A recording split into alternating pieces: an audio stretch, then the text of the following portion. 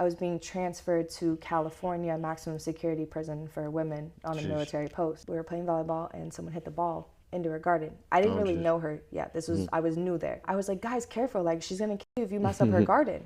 And everyone looked at me and was like, and I'm like, what? Like I said, I didn't know her. So then later on, they told me she was in there for 2 people. Oh, jeez. And I was like, oh, and it was like, it was a snap situation. There's a Lifetime movie about her and everything. Right, She snapped and killed 2 people and she's mental and yeah. So it was like, oh. Bounce back, you got a moment. When they see you down, just know they love it. Hey everybody, welcome to the Bounce Back Podcast. I'm your host, B. Luke. I got a special guest with me today. Why don't you introduce yourself, tell the people your name, where you're from, and just a little bit about yourself. All right, so hi everybody, I'm Felicia. A lot of people call me Fee. Few special people call me Alicia. I'm from Keene, New Hampshire, so it's like a real small little town. People don't really know about it. It's on the border of Vermont and Mass. But I've been everywhere. I was in the military. I've done network marketing, so I've traveled a lot. I've been to a lot of places. I'm a single mom, 2 kids, 8 and 7. Those are my babies. And awesome. I just passed my background check and stuff for my real estate, and today I started my first day at the real estate office. Hey, congratulations. Thank you. So let's just talk about that real quick. How does that feel? First day, you setting a goal, accomplishing it, that's... Honestly, it's surreal. That's all I've been saying all day. It's like surreal because the people that know me, I mean, obviously we're going to get into all of it and stuff, but I worked really hard for this. I went through 2 super abusive relationships. I lost my home. I lost a lot of things. I was actually on the way to be a massage therapist, and during my abusive relationship, I was not able to finish that. So I ended up just having a really deep conversation with my dad one day, and it led me to real estate, and then I went through a lot of trials and tribulations through the last year with that. So I'm really like... So what's the process of it becoming an idea to actually doing what you had to do? Is there some sort of certification, school? How's it work? Yeah, so, well, what I did first was, my dad's advice was, what do you want to do? Do you want to have $100,000 a year? Do you want, a big family? And I was like, that's exactly what I want, $100,000 a year and a big family. But I was like, how can I do that legally? Because obviously my past, the reason why we're on the show, is not always been legal choices. So I Googled how to make $100,000 a year. And like everything was real estate, real estate, real estate. Then I started watching TV shows with real estate. Then from there, I just went online and I looked up on Indeed, and I was like, programs that don't require a license but would help me obtain it. And I found an office that would hire me and help me get my license. So then I started going to school for it. Obviously I went through a lot of things and I didn't stick with that job. But then it led me to this job, which was even better because this job is global. So I can... Awesome. Yeah. Well, congratulations. Thank you. You should be proud of yourself, which I'm sure you are. So really let's just bring it back to, you said Keene, New Hampshire. So just talk a little bit about what your household was like growing up. Any siblings? Did you have both parents in the home? Yeah, so growing up, I was born in Keene. My dad was in the Air Force, so we actually had to move to Texas. And during that, my dad was cheating on my mom a lot and things like that. And then, so we moved back home. My parents split. He actually, don't feel bad for me, but left me at his friend's house and just left one day. My mom had to come home from the grocery store and come pick me up. Wow. So it was like a big shock. We just packed up from Texas and we moved back up here to New Hampshire. And then growing up, my mom was a single mom. And it left her in situations where she would have to leave us with people so she could work and, make money to provide for us. And then certain things happened in our life during that weren't always the best. How old were you when this happened, when your father left you at his friend's house? So I'm gonna throw out a little disclaimer. Like, I went through a lot of trauma, and anyone who's faced trauma knows that there's like blackout periods of our life. So we don't always remember exactly what happened or whatever. Yeah. So for me, I don't know the exact age. I know it was about 3 or 4, I think I was. My brother was about probably 2 or so. And I have one brother. I actually just found out last year I have a sister. Okay. So my life is like a movie. So what's that crazy. Like finding out about a sibling so late in life? I mean. So my mom always told me, she was like, hey, I think you have a sister. She looks just like you. I held her. But do you want to know her? And I'm like, no.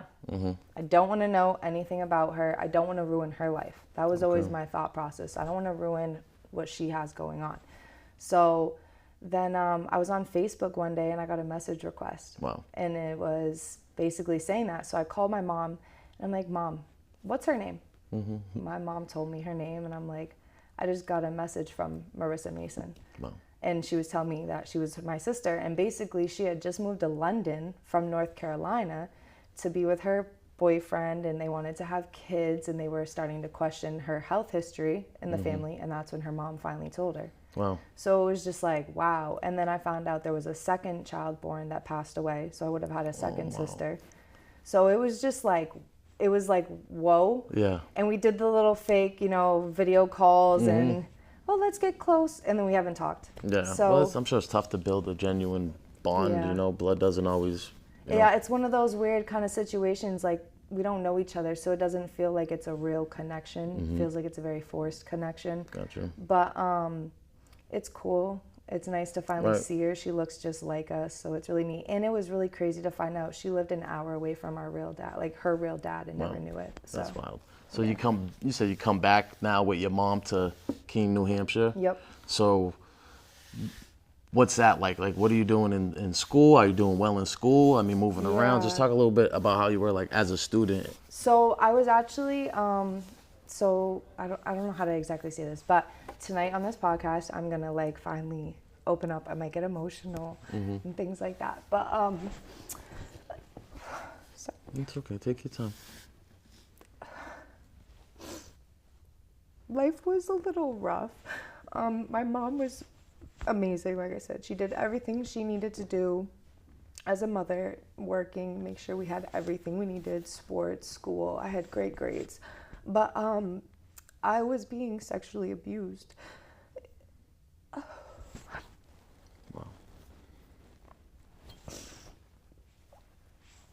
Sorry. Take your time. That's a traumatic experience, and I really think gonna it try not happens. to cry. It happens, I think, a lot more than And people that's why I think. wanted to And I talk feel about like we it. should That's talk why I about wanted these to things. finally come out, because a lot of people that are close to me know, it's something that I actually am really strong about. So that's why I'm like, oh, why am I crying? It's all right. But that's why I wanted to talk about it, because not enough people are talking about it. And the person who did it was my grandfather. Wow. It was someone, who was supposed to be there protecting me. And, it was tough. There was times where he would try to do it to somebody else, and I would, oh no, I got it. Wow. And I was always a protector because of that. And when I was growing up, I never really realized how it affected me. Like, some people, they do it to other people. They continue the train. Yeah. That would never be me. I can't do that.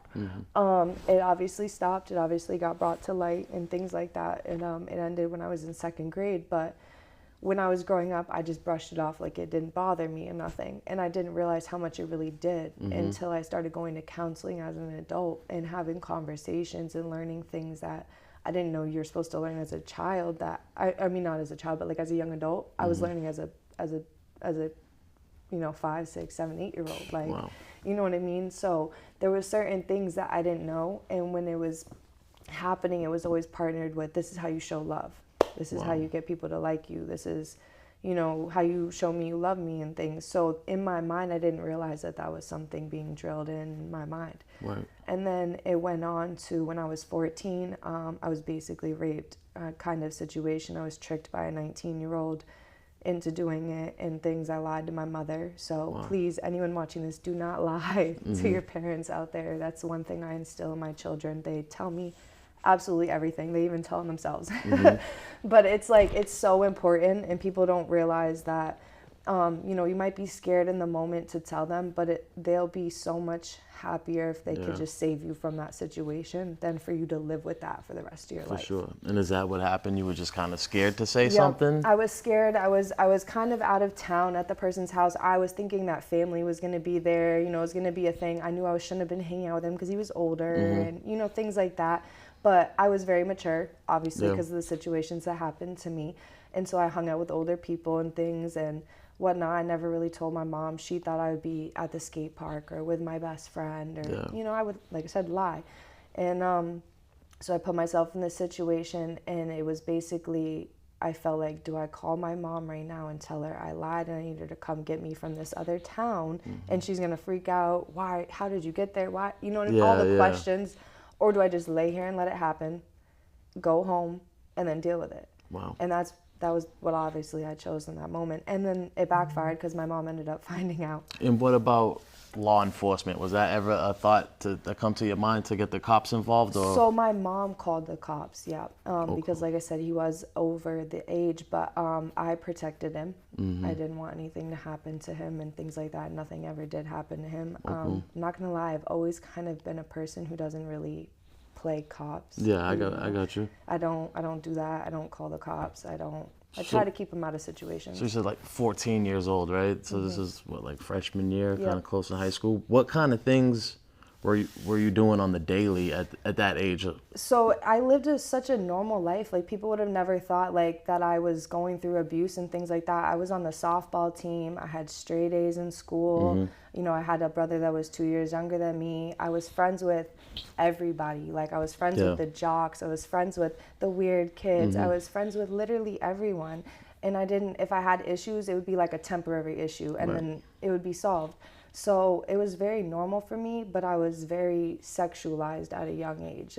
That's how I channeled my emotions, and I didn't realize it. That's what I was doing to be accepted in groups, but the whole time I was being picked on for it, and people didn't know what I was really going through. So was the fact that you're doing well in school, so I'm sure you're dialed in with the homework, you're doing the sports, was that kind of like an escape from everything? Or it might have been an escape, or maybe like for me it was my way of like proving myself to my mom. I always wanted to do the best and just show her like, hey, I got these good grades, and you know, we'd get some money for A's and stuff, and look, I'm really good at sports, and you know, my mom would be so happy to come watch my games and talk about my grades. So it was like more of like a feel good. Like I said, I was always somebody trying to like make other people happy. You ever start to think about like your dad and why he wasn't around at that situation, or did he come back around during high school? So there was times like when I would act up, me and my mom would get in fights. Like, my mom was my best friend in high school, but like my worst enemy at the same time. Like,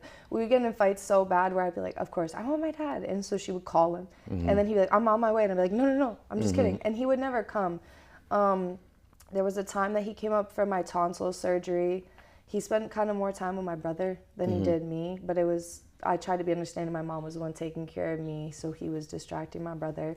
But he wasn't really around much. He didn't really remember to call much. I feel like, you know, maybe he only ever remembered my birthday because it was 2 days before his. Right, wow. You know, so it was things like that. I would try to ask him, you know, why did you leave? You know, what happened with you and my mom? And he would just tell me it wasn't really my business. It was between them, or I was too young to understand. It wasn't really till like the last few years that we've had deeper conversations about those things. So what about as far as like alcohol and drugs or weed? Did you start doing that during high school, or? Yeah, definitely. I drank a lot. Like, even though I had great grades and I played sports, I drank a lot. Like, my mom didn't care. She was like, as long as you maintain your grades, you keep in sports, you're going to school. Like, I never skipped school. I never snuck out the house. I never did anything wrong. So she didn't really mind. It was just give me a phone number to know where you are, to get a hold of you if I can't reach you on your phone. And it was, you know, I just would party with friends and live my life. I smoked weed, you know what I mean? I would sneak some weed from my mom time to time. Things like that. And what about, did the alcohol ever turn into an issue? So I never really got in trouble, but that's when I would make the wrong decisions sexually. I would black out, not know what would happen, or just do things being super drunk because I thought it would get me in with people and things like that. I didn't really realize that the alcohol was a problem until I got into the military. And then it was like Wednesdays we were at Cowboys, Thursdays we were at the Mansion, Fridays we were in Denver, Saturdays we were in Mighty Culture, Sunday, like literally Wednesday through Sunday we were drinking. I was a party promoter. I was hosting. I really started getting into like the party scene and drinking a lot. I never touched any hard drugs ever. Yes, I know lots of people think I have. I lost lots of weight, but I never did. I just smoked a lot of weed and I got drunk. Okay, so let's talk about that, the military. Did you graduate high school? Yep. In New Hampshire? Yep. And did you know, was that like the plan? I'm gonna graduate and then go to the military. What was that thought process like, and how did that? Yeah, so I was 17 actually, and I signed for the Army, and then I found out my parents, because of their divorce agreement, had to agree for me to be able to join. So I had to get 2 signatures, and that was like, my mom was all for it. Like I said, my mom's always been super supportive, whatever I want, even though she was scared. Right. It was, if that's what you believe in, I believe in it. My dad argued with me about it because he was Air Force. So he was like, I'm not signing it. You should go Air Force. And it was this little battle. And honestly, I got to the point where I was like, I don't want to follow in your footsteps. Right. Like, you weren't there, so why would I want to? So he kind of was like, okay, so here you go, learn. And then, ironically, I was stationed in Colorado, which is Fort Carson, and right next to it is Peterson Air Force Base and the Air Force Academy. So I got to see how much better the Air Force is than the Army. But yeah, it was a really great learning experience. I was 17, then 18 in boot camp. I would do it over and over. I loved boot camp. I loved the training. It shaped me into who I was. I think it's super important for people at that age to go through that and become, listeners, become attentive, pay attention to time. There's just so many skills you can learn through the military. It seems like the rigid schedule, I'm sure, can help. Yeah, that was my biggest anxiety getting out the Army. My mom used to never understand, like, where do you want to go to eat? Or where do you want to do this? Or what do you want to... And I couldn't. I would have an anxiety attack. Wow. And she wouldn't understand. And I'm like, I can't make choices. Like, they actually tell you when you graduate basic and your family comes and picks you up that the soldier or the airman, whoever you're picking up, is not allowed to drive for the first, 5 days or something like that after they leave, because we don't have cognitive awareness, because they've stripped that from us. So we only know what they're telling us to do. So I love a schedule. I love being told, this is when you go to the dentist. This is when you need to go to the doctors. This is when you get up and go to the gym. Like, that was good for me. Yeah, it takes the decision making out of your hands, and it's easy to comply with. And thank you for your service too, by the way. I appreciate that. So what happens with that? What do you do? 4 years, and how does that work? So that's why we're here today. That's what brings us to the incarceration story. Okay. So I was in the military. I was stationed at Fort Carson. I was a mechanic. I was supposed to be. They were very sexist. They didn't believe in female mechanics. I started kind of going through a lot of poor leadership, I guess you could call it, where there was even a point where I sat in my barracks room for 5 days with nobody checking on me. Like, I didn't report to PT. I didn't go in anywhere because I wasn't supposed to be in one unit. I was supposed to switch to the new unit, but nobody reached out. And then finally somebody called me. I was like, hey, I think you were supposed to be here. So they were just very, not helpful.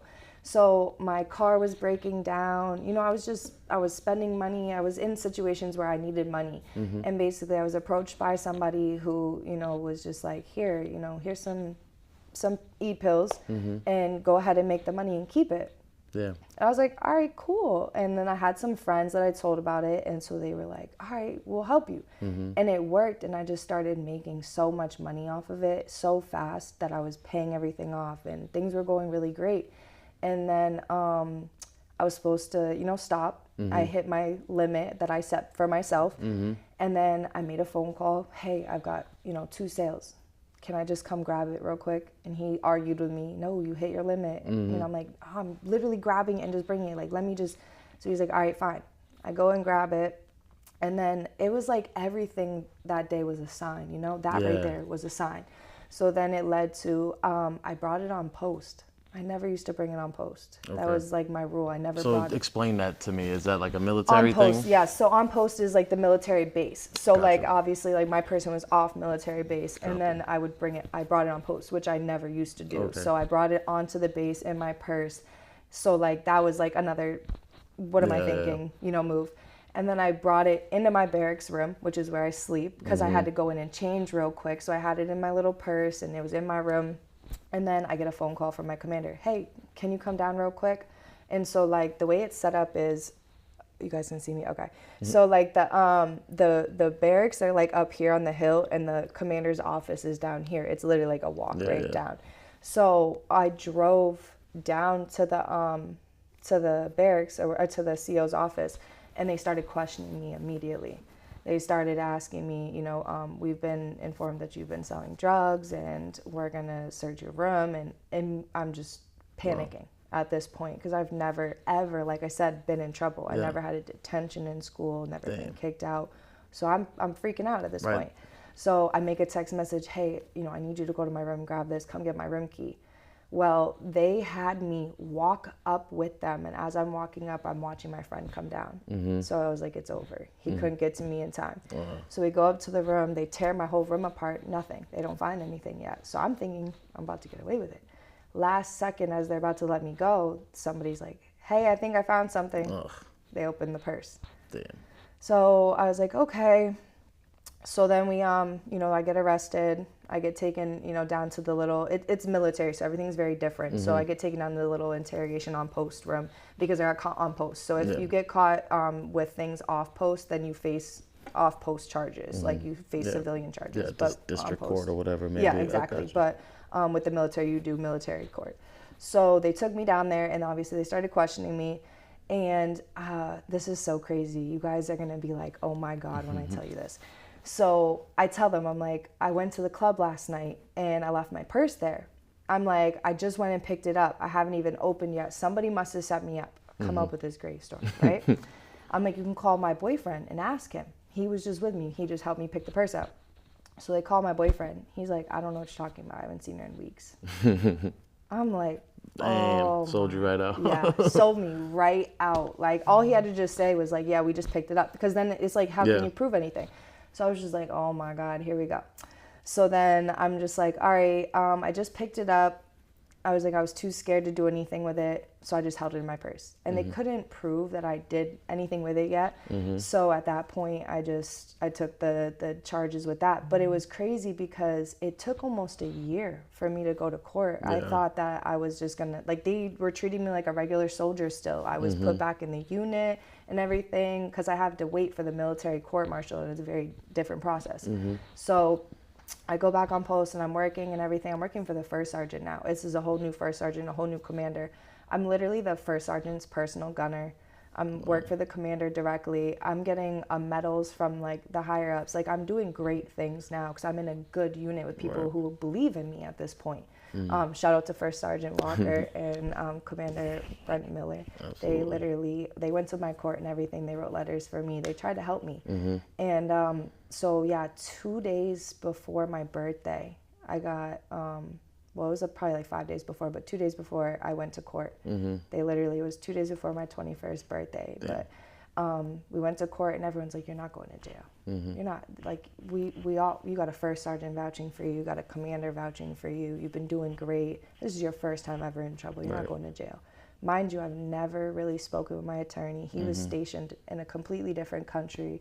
So there was no communication. I didn't know anything about the law at this point. I was very new to this. So I was like, okay, I'm taking a judge plea was what it was. So basically I took up to a year, and he could give me anything from nothing to a year. So that's what I was willing to do. And at this point, here's the kicker. I was 3 months pregnant. Wow. So I was in the courtroom, 3 months pregnant. My mom's in there, 21st birthday in 2 days. Everyone believing I'm not going to going to jail. And the judge hits me with 90 days. Wow. So of course my mom breaks down. Everyone is just in like a ride. Like, they're just very shocked. Surprised.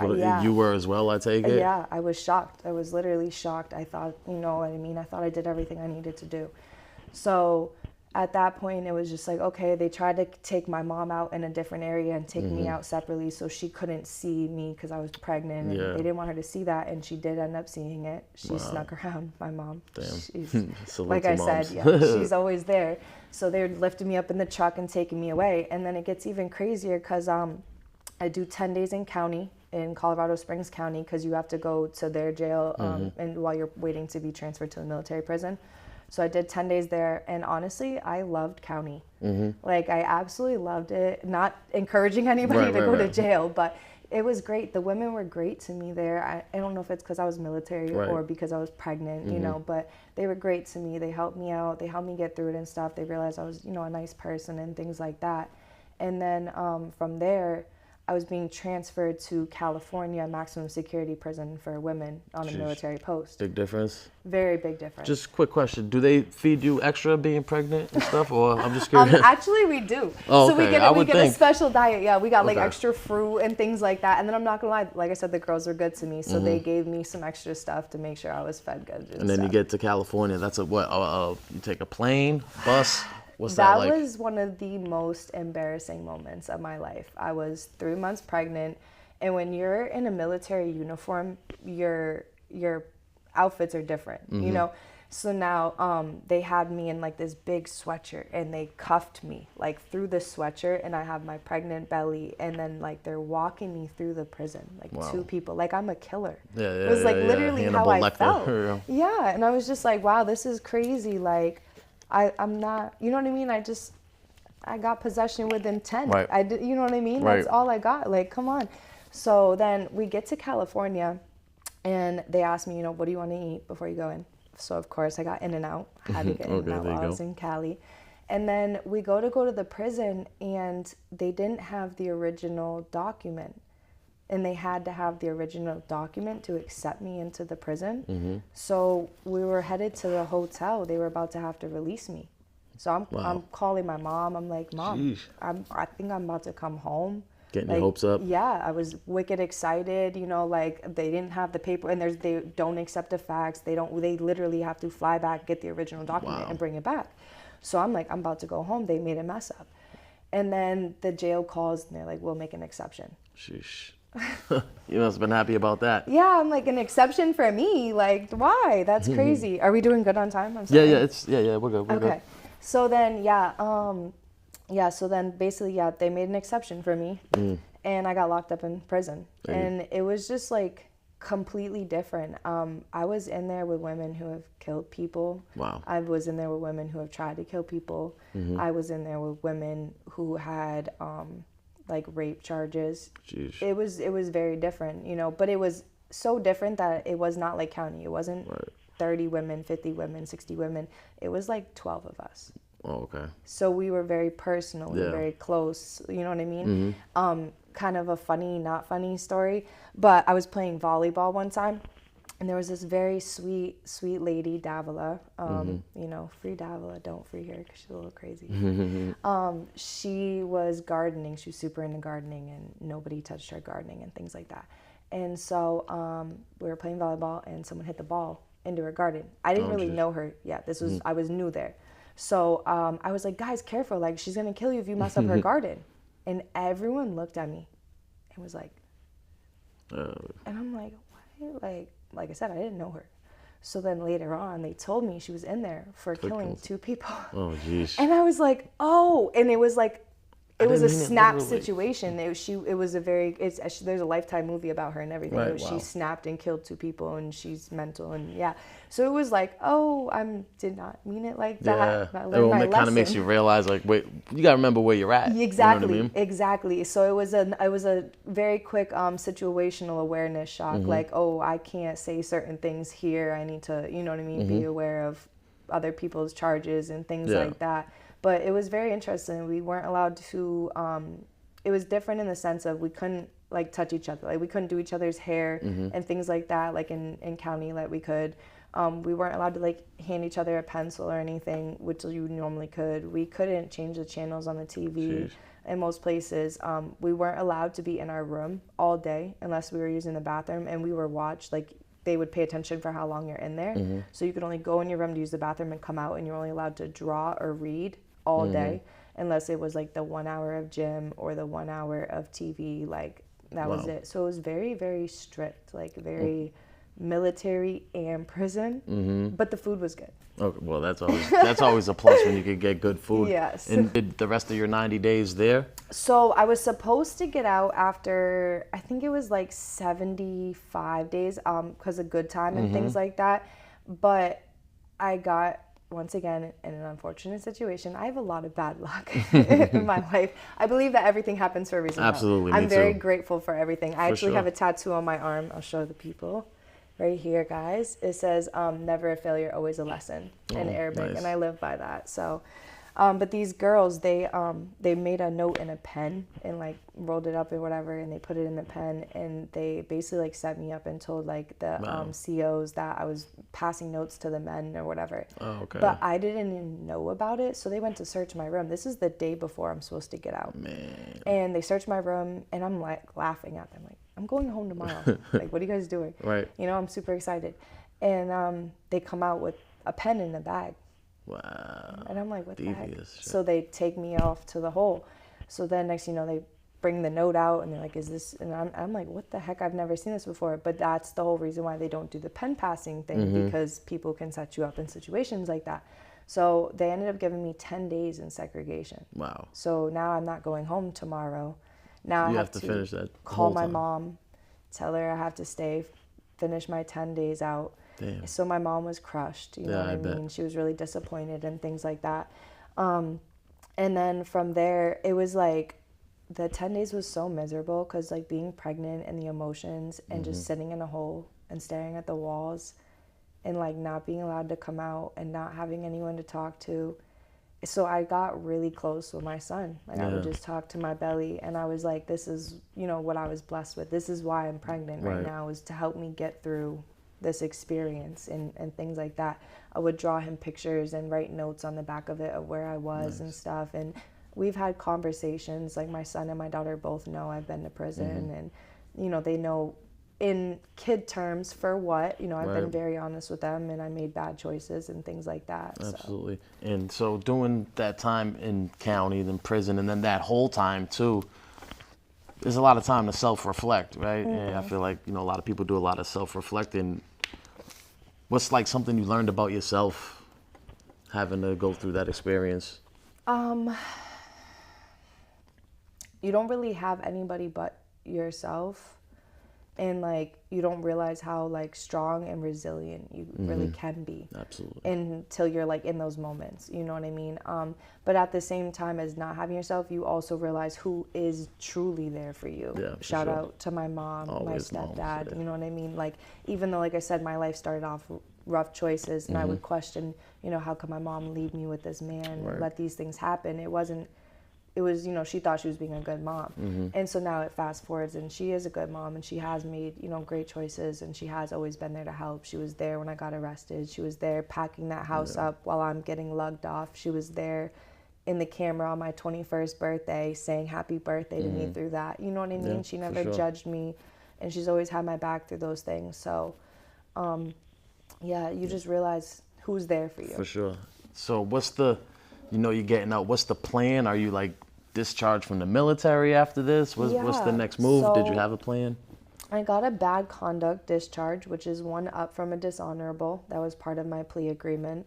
I lost my rank and my pay and everything while I was in prison.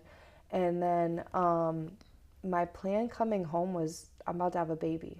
So I have to move back home. So basically when they released me from prison, they just dropped me off at the train and then, or the bus stop. The bus stop took me to Vegas and then back to Colorado to the military post. But technically I'm not supposed to be able to go on post because they take my ID. So it was kind of a messy situation of like, how do I get home? So then I ended up, you know, getting home back to New Hampshire, moved in with my mom. Once again, shout out mom. And so then, you know, she was there for me. And my mom's been in LNA for like 30 plus years, probably something crazy like that. She just told me the day, but I forget.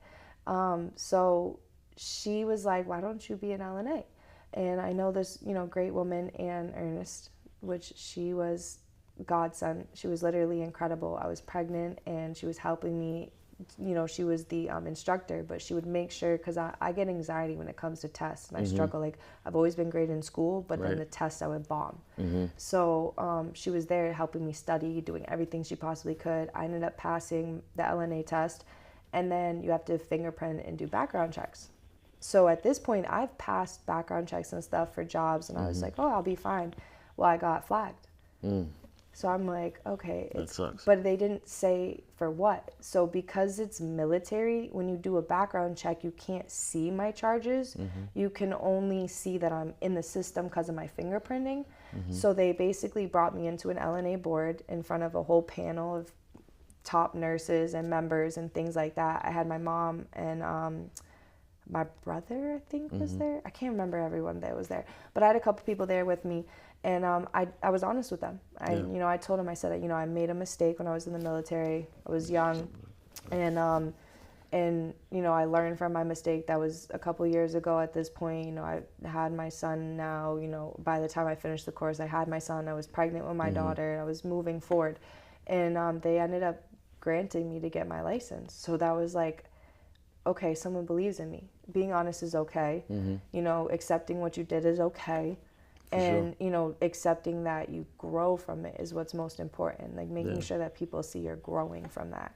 So then, I got my LNA license, I had my kids, and then I realized it wasn't for me. Okay, so what is an LNA? Oh, licensed nursing assistant. Okay, I knew I'm it was sorry. something. No, I knew it was something like that. I forget, like, I knew it down had something to here do they with call it a medical, CNA, right? I think down here. CNA or licensed nurse practitioner I've heard of, so I know Yeah. a couple of the terms, there's but just a for whole bunch of them. clarification. Okay. Licensed nursing assistant. Why not for you?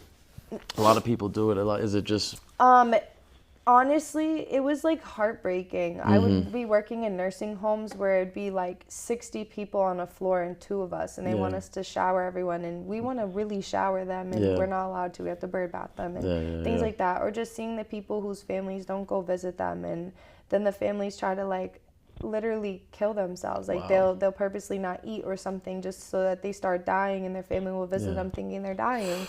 And then they'll start eating again. And then they'll do it again. And I watched that, like, and it was just too much. And then like the pay that, nursing gets, that's, I know that's a big thing that's talked about right now, but that's massive. We don't get paid enough for what we really are doing. We're breaking our backs in there.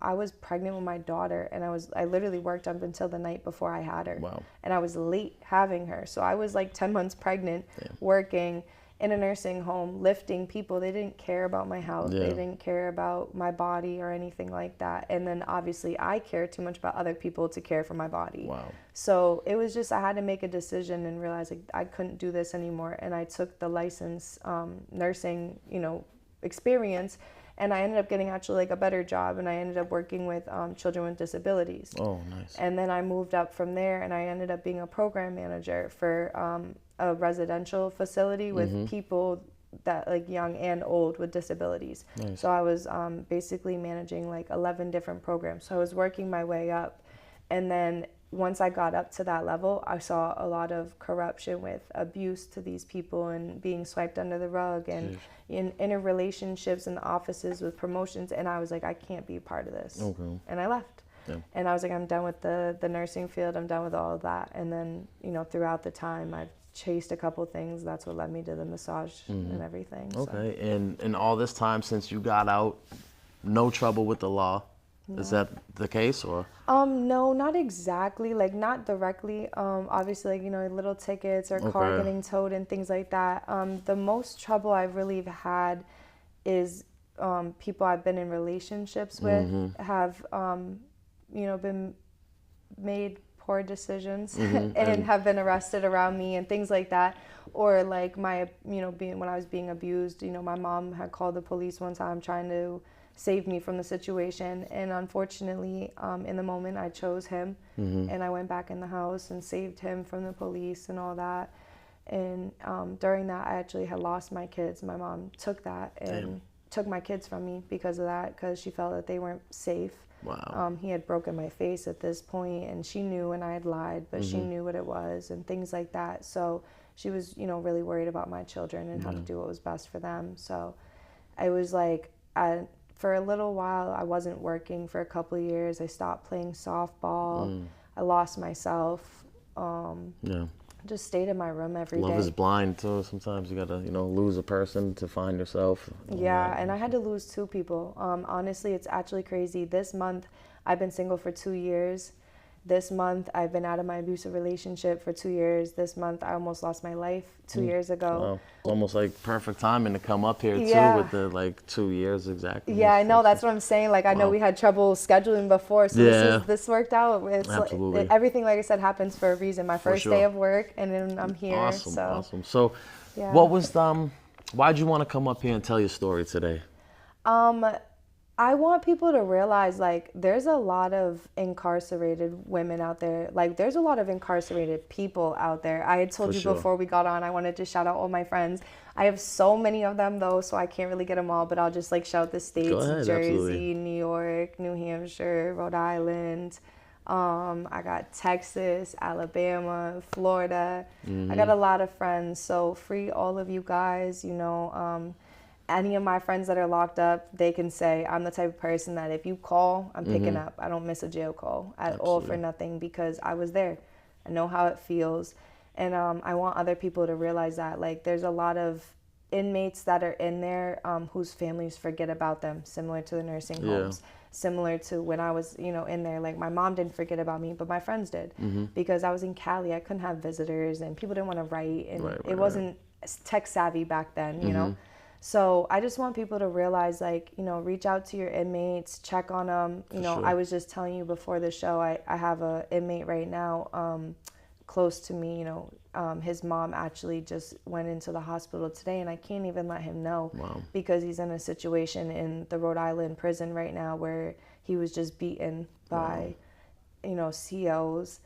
And it takes somebody like me who pays attention to the signs. I realized I wasn't getting phone calls. I realized something wasn't right. So I started making phone calls and I started getting the runaround. And so then I went up and up and up. And, you know, I know you've done similar things. So For sure. reached out to the governor, and I got a hold of him, and I found out, you know, like I said, they were abusing him. They were, you know, neglecting him of shower, neglecting him of cleaning his room, and all sorts of things. So people don't realize, like, there's a lot of inmates. I have a lot of friends in the New York prisons, and there's reasons why we're not allowed to have video calls with them because the COs are in there abusing them. Jeez, you know what I mean? Like, the inmates are in there with machetes and slicing each other, and like, it's like, it just needs to be more, but there's not enough COs in our prisons to manage it, unfortunately. And none of them are good intentioned enough anyway, and if they come into it like that, I feel like they definitely get corrupted somewhere along the line. And I just want to say, like, I appreciate you speaking up here today about everything, and especially the trauma and the abuse. And I just want to know, like, what advice would you give to any, you know, females out there, young, old, whatever, that kind of go through the same thing? Honestly, not even just females. Nothing against you for that. Oh yeah, comment, absolutely, but, absolutely. You know, boys go through sexual abuse. That is they true. don't I've had speak guys about up it. here. Yeah. Yeah, Sorry. there's a lot of them. But so for anyone who's gone through any type of, you know, sexual abuse, physical abuse, emotional abuse, anything, you don't have to be a statistic. That's like my biggest thing. I try to tell everybody, like, just because you Google it and it says it happened to you, you're going to do it, or you're going to go to prison, or you're going to break the law, or you're going to steal, or you're going to be abusive, or all these negative things that they put on us because we went through something. That's not true. Like, you are your own person and you create your own image. So, like, use the experiences if you went through to touch other people. Real quick, I was in school for a little while for criminal justice, and I did an essay on how the amount of money it costs to pay for the death penalty it's insane. If you ever get a time, Google it or throw it in here. For sure. But so it's insane how much it costs to pay for the death penalty. If you took that and invested it in early youth for these people that are going through abuse and trauma, and we open more facilities for them and programs and things, we could really lower the inmate tolls, lower, you know, the amount of death penalties, and, you know, have less to worry about. But then the government wouldn't have money, and they wouldn't. So it's just very corrupt, and it's unfortunate.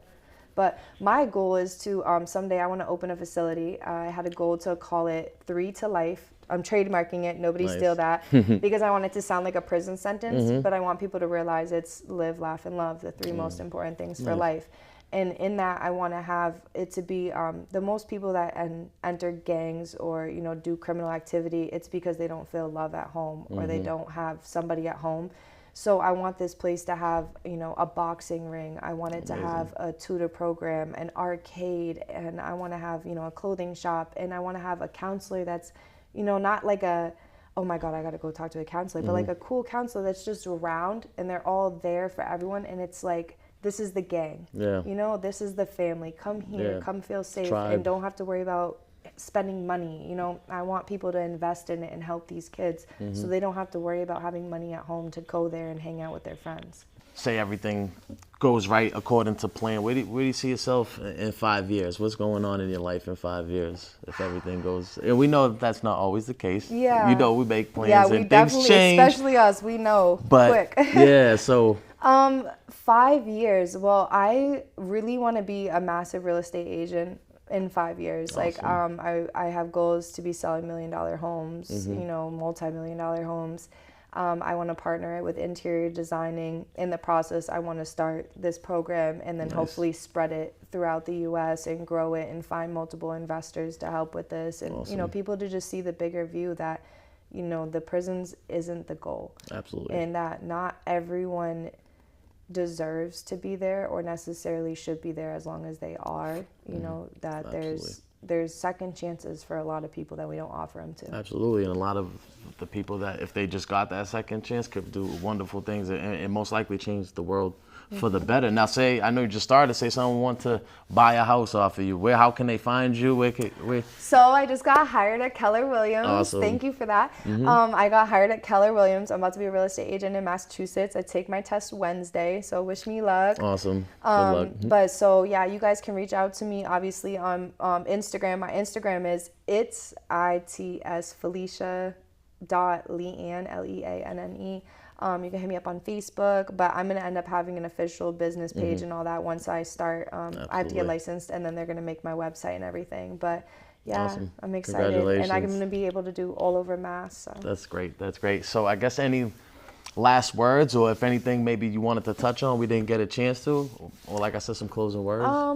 I think we really hit a lot of stuff. I really wanted to like get my story out there, sure. and I want to thank you for that. I really appreciate Absolutely. it. Shout out to Mort, you know, for introducing us and stuff. That was really special. And I guess like my only advice is, you know, just like be yourself and don't be afraid to like network. Networking is super important in life. Like you'd never realize who one person could know that could change your life. Like not even necessarily like me knowing you, but you might know 10 people, and out of those 10, one person is the one that I needed for something. Absolutely. You know? So networking is super important, you know, getting yourself out there and things, even if you're shy, finding ways to use that. Like whoever you are, find a way to use who you are. Absolutely. Be your best self, work on the best self. Everything's gonna work out. And thanks again for coming up. And guys, remember, it is what it is. What's next is what you make it. The Bounce Back Podcast. On that note, we're out of here. Peace. Bye, guys.